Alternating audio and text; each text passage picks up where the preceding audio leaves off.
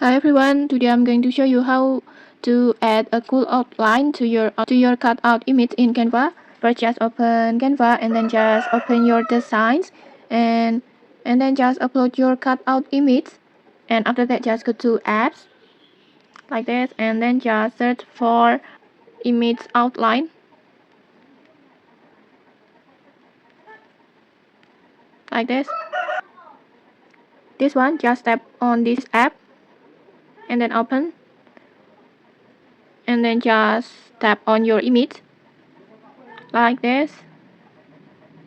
And then next you can adjust the outline as you like adjust the color and then adjust the style. You can choose solid, dash, dot, and many more over here,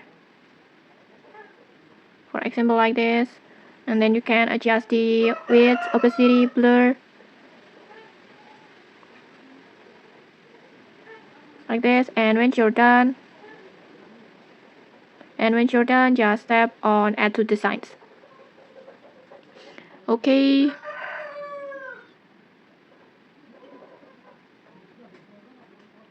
your new image is ready like this. Canva automatically add a stylish outline around it like this. And okay, that's it, a simple cool outline for your image in seconds.